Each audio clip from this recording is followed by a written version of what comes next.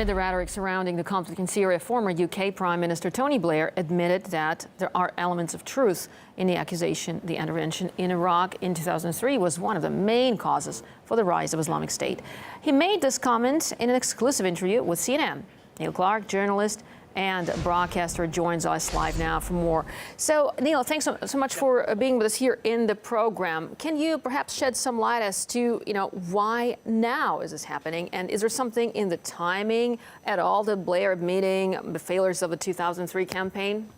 Well, I woke up this morning to the rather dramatic news headline that Tony Blair had apologised for the Iraq war, and I thought, well, what's happening here? Of course, when I actually looked at the story closely, more closely, he hasn't done anything of the sort.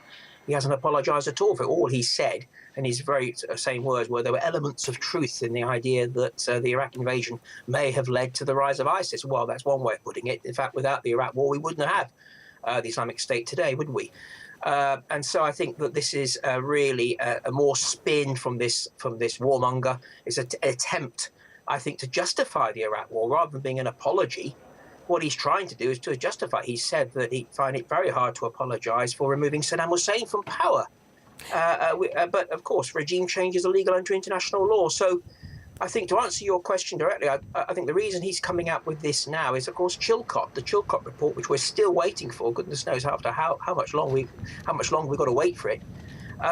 We had the revelations last week, the Colin Powell memo, which showed that Blair had committed Britain to supporting the Iraq war back from about 2002 earlier, and despite what he was saying in public about Saddam Hussein could avoid war by renouncing his weapons of mass destruction, we knew that Blair had already committed Britain to this war. So he's been caught lying, and I think he's doing this now to try to sort of spin his way out of it. And his comments that he made in that interview about saying, well, there could have been, Iraq could have been another Syria. Had we not intervened? Well, that's absolutely ludicrous, isn't it? Because, of course, Syria, part of the reason why Syria is in such a state is because, of course, radical Islamic terror groups like the Islamic State, which have been caused by the Iraq war. Well, Blair also said that intelligence data on Saddam's chemical program was wrong. So how could they start an intervention based on unconfirmed data? Well, this is just all spin from Blair. The reason they invaded Iraq was because Iraq didn't have WMDs. If Blair and Bush had generally thought Iraq had WMDs, they would not be invaded, would they? They would have been deterred from invading. Don't forget, people like Blair, these are the same people who are telling us now Britain must maintain Trident. We have to have weapons of mass destruction to deter attack. And the very same people telling us this are the people who want us to believe that we invaded Iraq because Iraq had WMDs. We know quite clearly that Tony Blair and the warmongers, they lied to us about Iraq having WMDs, and now they're trying to blame the spooks. They're trying to blame the intelligence services. Intelligence services were under a lot of pressure to come up with the kind of evidence, inverted commas, that they knew the government wanted. Some of this evidence absolutely ludicrous, taken from university students' theses and things like this. And this was sold to the public as evidence that Saddam's got WMDs, which was then used to justify an illegal war, which up to 1 million people have been killed. It was a great lie was told.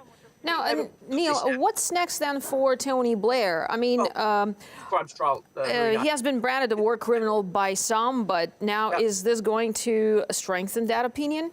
Oh, absolutely. I mean, the ICC, the International Criminal Court, I think has indicted 36 people so far. All of them have been black Africans. Well, now it's a chance for them to prove they're not a racist body, which they've been accused of, and to indict Tony Blair for war crimes. The case is absolutely crystal clear. He led Britain into an illegal war against a sovereign state on deceitful grounds. The Nuremberg judgments held that to launch a war of aggression is the supreme international crime. 1 million people have died. And this man, to say that, there's an extremely strong prima facie case for saying he should be on trial for war crimes. If Tony Blair isn't put on trial for war crimes, then who else is going to be put on trial for war crimes? It really makes the whole system of international justice a farce that he's still at large today. Because, the ICC is indicting African leaders for crimes that really are not on the same kind of scale as Tony Blair's crime. The Iraq war was the greatest crime of the 21st century. 1 million people have lost their lives in Iraq, as well as in other countries connected to that conflict. Of course, the spillover into Syria. So I think that millions of people around the world, majority of people I think around the world now want to see this man arrested and put on trial. All right, Neil, thanks so much for your input. Neil Clark, journalist and broadcaster, talking to us here in RT International.